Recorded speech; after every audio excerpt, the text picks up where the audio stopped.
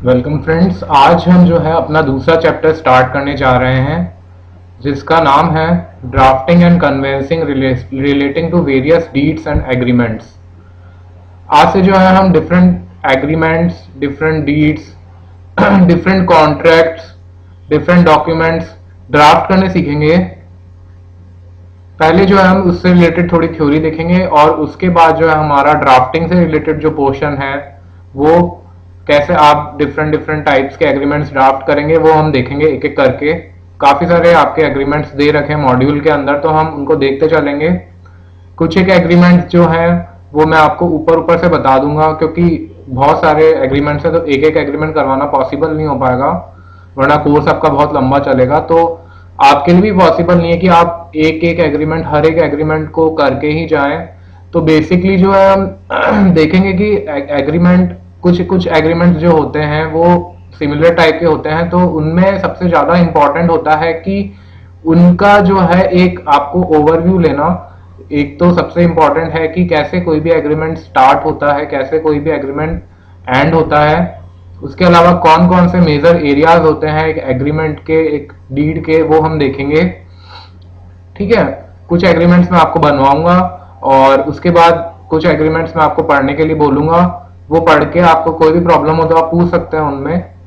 Almost all important documents, agreements will be discussed by me. ठीक है, तो हम स्टार्ट करते हैं इस चैप्टर को। ये चैप्टर हमारा जो है it is related to various drafting of various deeds and agreements. ठीक है, तो सबसे पहले आपके लिए जानना जरूरी है कि एग्रीमेंट क्या होता है। हम पहले भी देख चुके हैं एग्रीमेंट की डेफिनेशन कि एग्रीमेंट होता है कोई भी डॉक्यूमेंट, कोई भी एक सौदा जो हो रहा है पार्टीज के बीच में, उसको उसको डिटेल में जो है वो बताता है, उसकी टर्म्स एंड कंडीशन। तो पार्टीज जो होती हैं वो अपनी फ्री कंसेंट से जब एग्री करती हैं टू परफॉर्म सर्टेन एक्ट्स, वो पार्टीज जो हैं वो एग्री करती हैं कि हम कुछ सर्टेन एक्ट्स जो है वो कैरी ऑन करेंगे, और या फिर वो कहती हैं कि हम कुछ ऐसी चीजें हैं जिनका ध्यान रखेंगे कि हमें बिल्कुल भी नहीं करनी है। तो इन चीजों को जो है ना एक लैंग्वेज फॉर्म के अंदर डाल के एक एग्रीमेंट बनाया जाता है, और इसका जो पर्पस होता है वो ये होता है पार्टीज को बाइंड करना कि what are the terms and conditions. उन टर्म्स एंड कंडीशन से जो है पार्टीज बाइंड हो जाए, एक उसको लॉ के अंदर लीगल जो है उसको रूप दिया जाए। तो इसके लिए जो है एग्रीमेंट ड्राफ्ट हम करते हैं। उसके अलावा कुछ और चीजें आपको जानना जरूरी है कि कोई भी हम जब एग्रीमेंट ड्राफ्ट करते हैं तो कुछ चीजें जो हैं आपको अपने माइंड में रखनी पड़ती है। जैसे कि फॉर एग्जांपल कि पार्टीज का जो इंटेंशन है, वो उस पार्टीज का जो इंटेंशन है उसको पूर्ण रूप से आप जो है एग्रीमेंट के अंदर जो है वो शो करेंगे।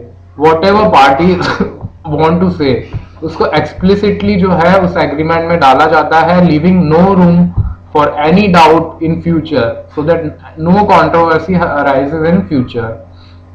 ठीक है, साथ में एग्रीमेंट जो होता है वो लीगल होना चाहिए, एनफोर्सेबल होना चाहिए, और वो कोई भी कॉन्ट्रैक्ट एक्ट की कोई भी कंडीशंस का वायलेशन ना करे, डुप्लीकेट में एग्जीक्यूट होना चाहिए। लाइक दिस कुछ कंडीशंस हैं जो हम आगे देखेंगे।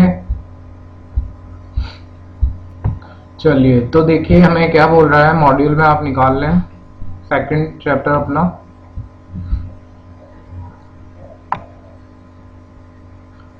ठीक है, तो लर्निंग ऑब्जेक्टिव्स में देखिए क्या बोल रहा है। ये बोल रहा है सबसे पहले जो है हमें कॉन्ट्रैक्ट के बारे में बता रहा है कि contract lays out the understanding between, contract जो भी होता है, कॉन्ट्रैक्ट एक बायर और सेलर के बीच में जो है कॉन्ट्रैक्ट एंटर किया जाता है, जिसके अंदर जो बायर और सेलर के बीच में अंडरस्टैंडिंग है ऑन इम्पॉर्टेंट थिंग्स, वो इम्पॉर्टेंट थिंग्स जो हैं क्लियरली एंड अनएम्बिगुअसली जो है वो स्टेट की जाती हैं इन एन एग्रीमेंट। उसके बाद ये बोल रहा है effective contract is not only a reflection of the parties intention to get into a legal relationship. एक इफेक्टिव कॉन्ट्रैक्ट जो है पार्टीज जो कॉन्ट्रैक्ट जो एंटर कर रहे हैं उनके बीच में एक इफेक्टिव लीगल रिलेशनशिप जो है वो क्रिएट किया जाता है। साथ ही साथ वो स्टेट करता है कि क्या क्या ऑब्लिगेशन है पार्टीज की, क्या क्या सेफगार्ड्स और एसेंशियल रेमेडीज जो है वो पार्टीज को लेनी है। आज की जो इकोनॉमी है उसके अंदर जो है हम देखते हैं कि ग्लोबलाइज्ड वर्ल्ड है और इसके अंदर जो ट्रेड है इसको जो है हम कुछ कॉन्ट्रैक्ट्स आइदर जो डोमेस्टिक या इंटरनेशनल होते हैं पार्टीज के बीच में उनके थ्रू जो है हम ट्रेड को कैरी ऑन करते हैं। तो drafting and agreements and contracts deeds, तो ये बहुत ही एसेंशियल पार्ट हो जाता है। ये बोल रहा है देखिए, accelerated globalization has almost removed the disparity of required terms between the domestic and international contracts।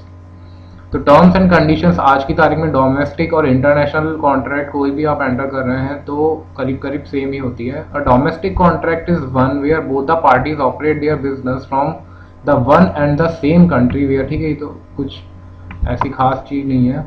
आगे क्या बोल रहा है ये, drafting of contract is a different kind of legal writing than petition writing. Petition writing से ये different होता है।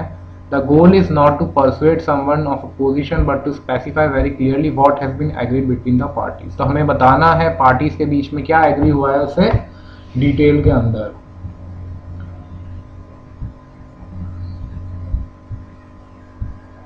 इसके बाद ये अगला बोल रहा है convincing and object of convincing. Convincing के बारे में जो हमने ऑलरेडी जो है पढ़ चुके हैं। इमूवेबल प्रॉपर्टी अगर ट्रांसफर होती है इन सर्टेन केसेस, कुछ और भी चीजें होती हैं बट बेसिकली 99% केसेस में जो है इमूवेबल प्रॉपर्टी जब ट्रांसफर, राइट इन प्रॉपर्टी जब ट्रांसफर होता है, ओके, तो उस केस में जो है हम कन्वेंसिंग जो है उसको हम बोलते हैं। मूवेबल प्रॉपर्टी भी जो है कन्वेंसिंग के अंदर कवर हो जाती है। तो transferring of movable and immovable properties is governed bye convincing. इसको हम जो है कन्वेंसिंग नाम देते हैं। अब देखिए ड्राफ्टिंग ऑफ एग्रीमेंट्स के अंदर ये बोल रहा है कि आपको सबको पता ही है कि कोई भी agreement which is enforceable by law, this is the basic condition कि कोई भी एग्रीमेंट अगर लॉ के द्वारा एनफोर्सेबल है तो वो फिर कॉन्ट्रैक्ट बन जाता है। तो कोई भी जब कॉन्ट्रैक्ट हम एंटर करते हैं उसको जो हम राइटिंग के अंदर ले लेते हैं, तो उस जो राइटिंग के अंदर जब हम उसको ले लेते हैं तो उससे हम एक एग्रीमेंट बोलते हैं। Okay, when a contract is reduced to writing the document itself is called an agreement. उसे हम एग्रीमेंट नाम से बोलते हैं। ये बोल रहा है फिर a company has to execute countless commercial agreements. बहुत सारे एग्रीमेंट्स एंटर करने पड़ते हैं किसी भी कंपनी को and other contracts during the course of its business. But how many company executive, ये आगे बोल रहा है कि कितने एग्जीक्यूटिव कंपनी के होते हैं, कितने कंपनी सेक्रेटरी होते हैं, कितने चार्टर्ड अकाउंटेंट्स होते हैं, कितने और जो ऑफिशियल्स हैं जो इस काम में जो है इससे एसोसिएटेड होते हैं ड्राफ्टिंग से, जिनको इसकी प्रॉपर अंडरस्टैंडिंग होती है, who possess the simple easily cultivable yet rare acumen of concluding their contracts precisely,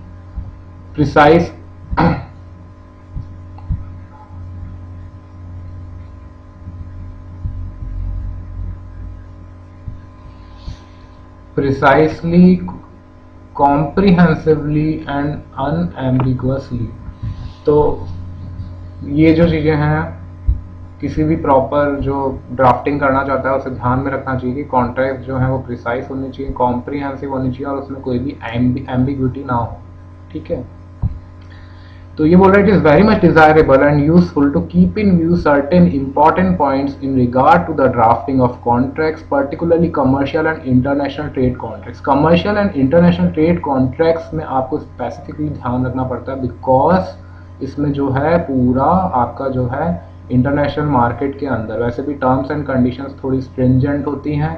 ठीक है, तो इसमें आपको थोड़ा जो है ड्राफ्टिंग करते हुए और आपको प्रॉपर ध्यान देना पड़ता है टर्म्स एंड कंडीशंस जो अलग होती हैं कुछ इंटरनेशनल कॉन्ट्रैक्ट्स एंटर करते हुए। फिर ये बोल रहा है आगे फॉर्म ऑफ कॉन्ट्रैक्ट। तो इसमें बोल रहा है कि कोई भी एक पर्टिकुलर फॉर्म नहीं है कॉन्ट्रैक्ट का, there is no particular form prescribed for the drawing up of trade contracts except that they must fulfill all the essential requirements of a valid contract। Valid contract की जो essential requirements है अगर वो fulfil कर रहा है उसके बाद आप जो फॉर्म है वो कुछ भी रख सकते हैं। There is no particular prescribed form, ठीक है, under the law applicable to the contract. ये बोल रहा है if the law requires any particular category of contracts to be in writing or to be registered, अगर लॉ हमें बोल रहा है किसी पर्टिकुलर कॉन्ट्रैक्ट को राइटिंग में लिख के रजिस्टर करवाने के लिए, तो ये जो सारी फॉर्मेलिटी हमें कंप्लाई करनी पड़ेगी। और जरूरी भी है कि अगर किसी भी आपको कॉन्ट्रैक्ट को रजिस्टर करवाना है तो वो राइटिंग में होना ही चाहिए, तो उसके लिए आपको ड्राफ्टिंग तो करनी ही पड़ेगी। तो ये बहुत ही इंपॉर्टेंट चीज है। Drafting is a very essential tool. Contract जो है वो हैंड रिटन भी हो सकता है, प्रिंटेड भी हो सकता है,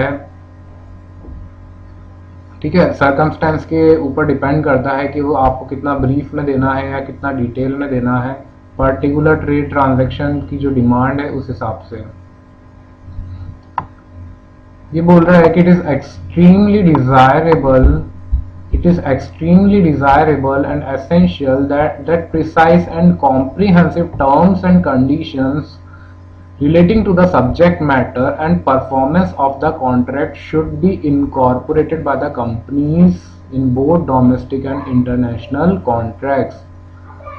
तो जितनी भी एसेंशियल कंडीशंस हैं, डिजायरेबल कंडीशंस हैं जो बहुत ही इम्पोर्टेंट हैं, जो कि कॉन्ट्रैक्ट के सब्जेक्ट मैटर से रिलेटेड हैं या फिर वो रिलेटेड हैं कि परफॉर्मेंस कैसे होगी कॉन्ट्रैक्ट की, और परफॉर्मेंस कॉन्ट्रैक्ट की होने के बाद और ऐसी कौन सी चीजें हैं जो कि बहुत ज़्यादा इन्फ्लुएंस कर सकती हैं पार्टीज को, तो वो जो है डोमेस्टिक एंड इंटरनेशनल कंपनीज जो हैं या जो कॉन्ट्रैक्ट्स एंटर किए जा रहे हैं डोमेस्टिक और इंटरनेशनल, उनके अंदर जो है वो आपको ध्यान रखनी पड़ती है। जैसे सपोज एग्जांपल ले रहा है कि सेल परचेज कॉन्ट्रैक्ट में well defined provisions relating to the quality and quantity of the goods, quality and quantity जो है गुड्स की उसको स्पेसिफिकली आपको मेंशन करना पड़ेगा। द शिपमेंट पीरियड, प्राइस, ठीक है, प्राइस जो आपका CIF FOB प्राइस जो है, फ्री ऑन बोर्ड प्राइस, और तो ये जो आपको मेंशन करना पड़ेगा। डिलीवरी, पोर्ट ऑफ शिपमेंट बताना पड़ेगा, डेस्टिनेशन, पैकिंग एंड मार्केटिंग के बारे में बताना पड़ेगा, mode of payment, insurance, brokerage, commission etcetera. तो ये जो चीजें हैं आपको बतानी पड़ेंगी। कुछ जो चीजें इंपॉर्टेंट कम है वो काफी ब्रीफ में आप बता सकते हैं। अब आपको कभी भी आप कोई कॉन्ट्रैक्ट ड्राफ्ट करेंगे तो उसको ड्राफ्ट करते हुए क्या क्या चीजें जो है आपको ध्यान में रखनी पड़ती है। सबसे पहला जो है description of the parties to the contract. Parties जो है कॉन्ट्रैक्ट की उनको आप डिस्क्राइब करेंगे, उनको जो है उनके बारे में बताएंगे कि कौन सी पार्टीज हैं। जब हम डीड बनाना स्टार्ट करेंगे, एग्रीमेंट बनाना, तो देखेंगे आप उसमें सबसे पहले स्टार्टिंग में ही आ जाता है पार्टीज का जो है डिस्क्रिप्शन आ जाता है, पार्टी 1 पार्टी 2, अगर दो पार्टीज हैं तो उन दोनों का जो है डिस्क्रिप्शन डीड के स्टार्टिंग में आ जाता है, उनका जो एड्रेस मतलब कहाँ के रहने वाले हैं और वो सब उसमें आ जाता है। दूसरा बोल रहा है legal nature of the contract. Legal nature of the contract में ये बोल रहा है कि इन द टाइटल और in the introductory part of the contract the parties should clearly indicate the legal nature of the contract as to whether, कि भाई ये जो अपना कॉन्ट्रैक्ट है ये किससे रिलेटेड है, सेल परचेस से रिलेटेड है या फिर कोई एजेंसी का कॉन्ट्रैक्ट है कि भाई मैं मान लो किसी अपने एजेंट को अपॉइंट कर रहा हूँ उससे रिलेटेड ये है, सेल परचेस से रिलेटेड है, या फिर मैं कोई टेक्निकल असिस्टेंस ले रहा हूँ या फिर बिल्डिंग कंस्ट्रक्शन या कुछ एडवाइस में दे रहा हूँ, तो ये क्या इसका जो है लीगल नेचर क्या है, इसको जो है स्पेसिफिकली जो है आप एग्रीमेंट के स्टार्टिंग के अंदर ही जो है आप मेंशन कर देते हैं।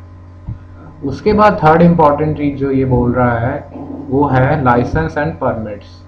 तो लाइसेंस एंड परमिट्स आपने जो लिए हैं उसको जो है उसके बारे में आपको बताना पड़ेगा। It is desirable to provide particularly in international trade contracts as to which party would be responsible for obtaining export import license and the effects of delay, refusal or withdrawal of a license by government authority etc। तो यहाँ पर ये बोल रहा है कि कौन सी पार्टी जो है कॉन्ट्रैक्ट की वो इंपोर्ट एक्सपोर्ट लाइसेंस ऑब्टेन करेगी, कैसे ऑब्टेन करेगी, और अगर रिफ्यूजल हो जाता है गवर्नमेंट की तरफ से या गवर्नमेंट लेटर ऑन विड्रॉ कर लेती है लाइसेंस को, उस केस में क्या जो है एक्शन लिया जाएगा, कैसे उस कॉन्ट्रैक्ट को आगे बढ़ाया जाएगा। तो उस बारे में जो है हमें मेंशन करना पड़ेगा कॉन्ट्रैक्ट के अंदर। ये बोल रहा है, it is generally the commercial practice to provide that each party to the contract में obtain the requisite license in their own country. खुद की कंट्री में जो है आप लाइसेंस ले लो, उसके बाद जो आप जब एग्रीमेंट बना रहे हो, कॉन्ट्रैक्ट आप बना रहे हो, तो उसमें जो है आपको ये मेंशन करना पड़ेगा कि we have obtain the necessary licences. Okay, इसके अलावा अगला पॉइंट ये बोल रहा है टैक्सेस ड्यूटीज एंड चार्जेस। तो एक प्रोविजन जो है रिगार्डिंग कि भाई पेमेंट जो टैक्स का है वो कौन करेगा, किसकी ड्यूटी है, तो ये कौन सी पार्टी जो taxes duties and other charges जो हैं वो पे करेगी, इफ एनी में आल्सो भी इंक्लूडेड इन द कॉन्ट्रैक्ट। इसको भी आपको कॉन्ट्रैक्ट में मेंशन करना पड़ेगा। ये बोल रहा है, international contracts it is generally provided that the seller would be responsible for taxes duties and charges levied in the country of export. तो सेलर जो है वो रिस्पॉन्सिबल होगा इन सबको पे करने के लिए, and the buyer with such charges levied in the country of import. Exporting country जहां से वो एक्सपोर्ट कर रहा है वहां पर तो वो सारे पे करेगा, और जहां पर इंपोर्ट हो रहा है उस कंट्री में, इंपोर्टिंग कंट्री में जो पर्सन इंपोर्ट कर रहा है, that is the buyer will pay all the taxes charges etcetera. उसके अलावा आपको ध्यान रखना पड़ेगा कि फ्लक्चुएशन जो आ रहे हैं टैक्स रेट्स में, ड्यूटीज में, उनके बारे में जो है आपको ध्यान रख के उसको कॉन्ट्रैक्ट में मेंशन करना पड़ेगा। इसके बाद अगला पॉइंट है quality, quantity and inspection of the goods. तो क्वालिटी ऑफ गुड्स जो है बायर के लिए बहुत ही एक एसेंशियल चीज होती है, तो उसको आपको स्पेसिफिकली मेंशन करना पड़ेगा कॉन्ट्रैक्ट के अंदर।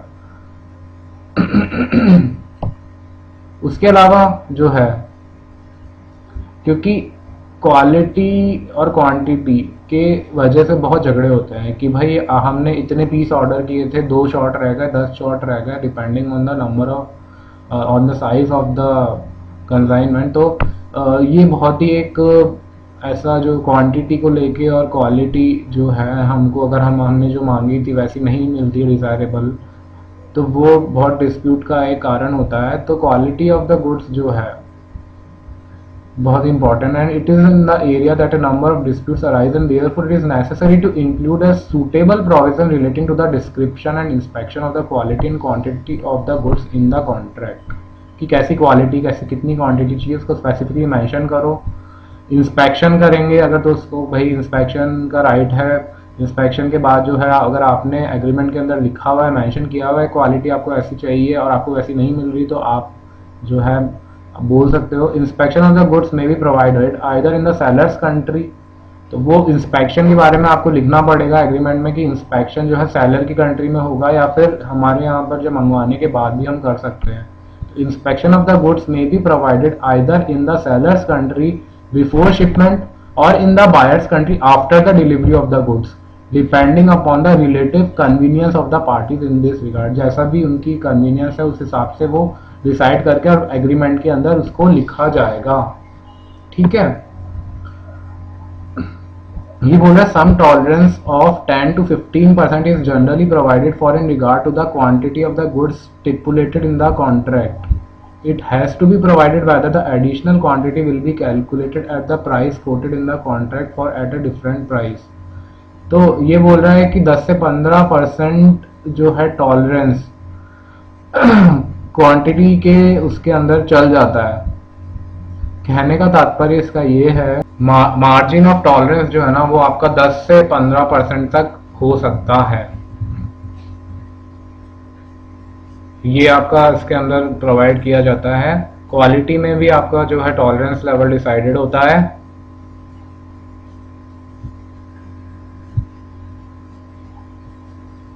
उसके बाद अगर एडिशनल क्वांटिटी है, जैसे 10 से 15% जो टॉलरेंस लेवल है ना वो डेफिशिएंसी और सरप्लस दोनों में होता है। अगर ज्यादा भी आपका आ गया माल, ज्यादा माल सप्लाई कर दिया, तो एडिशनल क्वांटिटी जो सप्लाई करी उसकी प्राइस जो है वो कॉन्ट्रैक्ट प्राइस में जो डिसाइडेड थी उसके हिसाब से कैलकुलेट होगी या कुछ डिफरेंट उसके हिसाब से कैलकुलेट होगी, तो वो भी मेंशन किया जाता है। वो जो कंडीशन से पहले ही प्री डिसाइडेड होती हैं। उसके बाद पैकिंग का ये बोल रहा है कि पैकिंग जो है, प्रॉपर पैकिंग बहुत इंपॉर्टेंट है। पैकिंग के रिलेशन में जो है पहले ही एग्रीमेंट के अंदर लिखा जाता है, एक क्लॉज जो डाल दिया जाता है। Proper packing is very important, particularly in the case of goods which have to be sent over a long voyage. Ship के थ्रू जो भेजते हैं, बाहर से अगर इंपोर्ट कर रहे हैं, तो पैकिंग बहुत इंपॉर्टेंट हो जाती है। तो जो भी रिक्वायरमेंट्स है विद रिलेशन टू पैकिंग वो मेंशन कर दी जाएंगी। कुछ कंट्रीज में स्पेसिफिकली कुछ चीजें पैकिंग के लिए प्रोहिबिटेड होती हैं। जैसे कुछ कंट्रीज में कुछ तरह की ग्रास होती हैं, उनसे आप पैकिंग नहीं कर सकते, तो उनको ध्यान में रखना पड़ेगा आपको। लॉ को ध्यान में रखते हुए आप जो है एग्रीमेंट बनाएंगे। Shipment of the goods, shipment के बारे में जो है प्रिसाइज पर्टिकुलर्स की भाई क्या क्या राइट एंड ड्यूटीज हैं पार्टीज के टूवर्ड शिपमेंट की, time, date, port of shipment जो है, नेम ऑफ द शिप, वो सब जो है इसमें मेंशन होंगे कि कब तक शिपमेंट करना है, वो मेंशन हो जाएगा। डिले होता है तो कितना डिले जो है वो कर सकता है, और पेनल्टी अगर है डिले पे तो वो कितनी पेनल्टी, ये सब इस शिपमेंट ऑफ द गुड्स में जो है आप मेंशन करेंगे इस क्लॉज के अंदर। इसके अलावा नेक्स्ट है इंश्योरेंस। इंश्योरेंस बहुत ही इंपॉर्टेंट जो पॉइंट है ड्राफ्टिंग में, एग्रीमेंट ड्राफ्ट करते हुए बहुत इंपॉर्टेंट क्लॉज होता है इंश्योरेंस का। इसका प्रोविजन बनाना पड़ता है। Provision regarding insurance of the merchandise is also made in the contract, as it is usual to insure the goods during the transit, particularly when the goods are to be shipped overseas। ठीक है, तो insurance का जो provision है, it will state that as to which party will be responsible for taking out insurance, कौन सी party insurance लेगी, what type of insurance cover, कैसा इंश्योरेंस कवर लेना है, ये सब। अगला जो पॉइंट है हमारा डॉक्यूमेंटेशन। डॉक्यूमेंटेशन में ये बोल रहा है आज की तारीख में जो है सेलर्स जब सप्लाई करते हैं कोई भी चीज, तो डिटेल के अंदर किसी भी प्रोडक्ट या जो भी वो सप्लाई कर रहे हैं तो उसकी स्पेसिफिकेशन, उससे रिलेटेड जितना भी लिटरेचर है साइंटिफिक और टेक्निकल नेचर के गुड्स में स्पेसिफिकली बोला गया है, जितनी भी चीजें आप बता सकते हो वो बायर को पहले ही बता दो। उसके बारे में जितना भी डॉक्यूमेंटेशन कर सकते हो पहले ही कर दो। तो कॉन्ट्रैक्ट के अंदर जो है ये बोलता है टेक्निकल डॉक्यूमेंटेशन बहुत जरूरी है, it should be provided by the seller. और जो टेक्निकल डॉक्यूमेंटेशन जो सप्लाई कर रहा है seller, it will become the property of the buyer. और इन कुछ केसेस में जो होता है रिटर्न भी करना पड़ता है सेलर को after a period of time, ताकि उसका वो कुछ मिसयूज ना कर सके। ठीक है, तो टेक्निकल डॉक्यूमेंटेशन होना चाहिए। It is also desirable to provide that the technical and confidential information contained in the documentation should be kept confidential by the buyer। Of course, confidential नहीं रखेगा तो seller को नुकसान हो सकता है, वो उसके जो कुछ secrets हैं वो बाहर जो है लीक आउट कर सकता है। That it will not be transmitted by him to a third party without the permission of the seller। इसके बाद अगला जो हमारा पॉइंट है वो है गारंटी। गारंटी से रिलेटेड समटाइम्स आप देखते हैं किसी भी एग्रीमेंट में लिखा होता है कि 1 ईयर गारंटी है, एग्रीमेंट के अंदर स्पेसिफिकली मेंशन किया हुआ होता है। तो ये बोल रहा है sometimes the goods sold are of such nature that the buyer insist for guarantee regarding their use and performance for a particular period. ठीक है, under a guarantee clause the seller is held responsible for the defects appearing in the goods during the period of the guarantee. तो वो change आप करवा सकते हैं guarantee में, अगर वो है रिप्लेसमेंट उसका हो सकता है या फिर रिपेयर भी करवा सकते हैं। नेक्स्ट जो है हमारा हमको जो क्लॉज आता है that is passing of the property and passing of the risk. तो इसके अंदर ये बोलता है कि एग्जैक्ट किस टाइम पे जो प्रॉपर्टी है वो ट्रांसफर की जाएगी, टाइटल जो है प्रॉपर्टी का, राइट जो है वो किस टाइम पे जो है ट्रांसफर हो जाएगा फ्रॉम सेलर टू बायर, और जो रिस्क जो ट्रांसफर हो जाएगी सेलर से बायर को वो कब हो जाएगी, तो उसके बारे में मेंशन किया जाएगा एग्रीमेंट के अंदर। तो ये इंपॉर्टेंट होता है बहुत, ये इसलिए इंपॉर्टेंट होता है कि डैमेज और लॉस अगर होता है, गुड्स अगर है कुछ, तो उस केस के अंदर ट्रांजिट के अंदर अगर ऐसा होता है, ठीक है, तो कौन जो है उसका हर्जाना भरेगा, कौन लॉस बियर करेगा, तो इसके बारे में जो मेंशन करना जरूरी है कि passing of the property and passing of the risk कब हो जाएगा। वो ये बोल रहा है moreover the control over the goods will be with the person in whom the title or the property in the goods vest. तो इससे जो हमें पता पड़ जाएगा कि उस टाइम किसके पास टाइटल था उसका, किसके पास प्रॉपर्टी थी। नेक्स्ट पॉइंट हमारा बोल रहा है amount mode and currency of payment. कैसे पेमेंट किया जाएगा, किस करेंसी में किया जाएगा, किस मोड से किया जाएगा, कितना किया जाएगा, वो सब इसके अंदर जो है बताया जाएगा।